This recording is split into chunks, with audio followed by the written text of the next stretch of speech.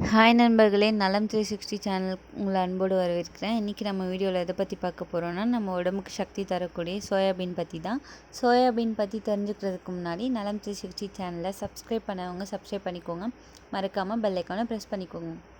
Soybean அப்படின்னா ஒரு சிறுதானிய குலத்துக்கு சேர்ந்த ஒரு அற்புதமான பயிர். ஆங்கிலத்தில் சோயாபீன் அப்படின்னு சொல்கிறாங்க. இது கிட்டத்தட்ட ஒரு மருந்து மாதிரி தான். பச்சையாகவும் சாப்பிடலாம், பால் வடிவிலையும் சாப்பிடலாம். சோயாபீன் ஒரு பிளான்ட் பேஸ்டு ப்ரோட்டீன் மூலம் அப்படின்னு சொல்கிறாங்க. உடம்புக்கு ரொம்பவே முக்கியமானது. 100 கிராம் சோயாபீனில் 30லேருந்து 40% வரை புரதம் இருக்குது. அதனால் சாதாரண உணவுக்கு பதிலாக இனிமேல் சோயாபீன் நம்ம எடுத்துக்கிறது ஒரு வழக்கமாக வச்சுக்கிறது ரொம்பவே அருமையான ஒரு தீர்வுன்னு சொல்கிறாங்க. இதை யாரெல்லாம் சாப்பிடலாம்? உடல் வளர்ச்சி தேவைப்படுற குழந்தைங்க, தசை வளர்ச்சிக்காக உடற்பயிற்சி செய்கிறவங்க, வெஜிடேரியன் நண்பர்கள் எளிமையாக புரதம் மூலமாக இதை எடுத்துக்கலாம். இதய ஆரோக்கியத்துக்கு இது ரொம்பவே ஹெல்ப்ஃபுல்லாக இருக்குது. சோயாவில் ஒமேகா 3 மற்றும் ஒமேகா 6 கொழுப்பு அமிலங்கள் இருக்குது. இது நம்ம இதயத்தை பாதுகாத்து கொலஸ்ட்ராலை குறைக்கும். மேலும் இதில் 0 கொலஸ்ட்ரால், அதனால் பிளட் ப்ரெஷர் பிரச்சனை உள்ளவங்க கூட இதை தைரியமாக சாப்பிடலாம். அது மட்டும் இல்லாமல் ஹார்மோன் சமநிலை கூட இது ஹெல்ப்ஃபுல்லாக இருக்குது. பெண்களோட ஹார்மோன் சமநிலையை தக்க வைக்கிறதுக்கு இது உதவுது. மெனோபாஸ் சிம்டம்ஸ் குறையிறதுக்கு இது ரொம்பவே ஹெல்ப்ஃபுல்லாக இருக்குது.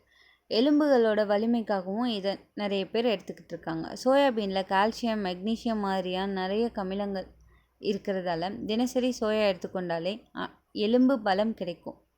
இதில் உள்ள விட்டமின் பி காம்ப்ளெக்ஸ் நம்ம நரம்பு குழாய்கள் சீராக வேலை செய்ய உதவுது. மன அழுத்தம் குறைய, நினைவாற்றல் கூட, வேலைவாய்ப்பு தேடுபவர்கள் படிப்பை மையமாக படுத்தணும்னு நினச்சா சோயாபீன் ஒரு நல்ல துணை. சோயாபீன் எப்படி சாப்பிடலாம்? சோயாபீன் சுண்டலையும் மாலை நேரத்தில் டீக்கு ஒரு நல்ல ஸ்நாக்ஸாக சாப்பிடலாம். சோயா உருண்டை, சோயா பருப்பு குருமா சாதத்தோடு சாப்பிட்டா சூப்பராக இருக்கும். சோயா பால் தினமும் ஒரு கப் எடுத்துக்கிட்டாலே நமக்கு ரொம்ப நல்லது. இதில் கவனிக்க வேண்டிய விஷயம் என்னென்னா, தினசரி சோயா அளவு மிதமாக இருக்கணும். பொதுவாக ஒரு நாளுக்கு 30லேருந்து 50 கிராம் போதுமானது. அதிகபட்சம் எடுத்துக்கிட்டால் சிலருக்கு அஜீரணம், ஹார்மோனல் மாற்றம் போன்றது ஏற்படலாம்.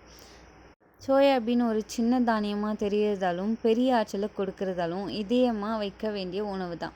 நம்ம அன்றாட உணவில் ஒரு கைப்பிடி சோயாவது சேர்த்தா நமக்கு தேவையான புரதமும் சத்தும் நிச்சயமாக கிடைக்கும். இந்த வீடியோ உங்களுக்கு ஹெல்ப்ஃபுல்லாக இருந்துச்சுன்னா இந்த வீடியோவை லைக் பண்ணுங்கள், ஷேர் பண்ணுங்கள், சப்ஸ்கிரைப் பண்ணுங்கள்.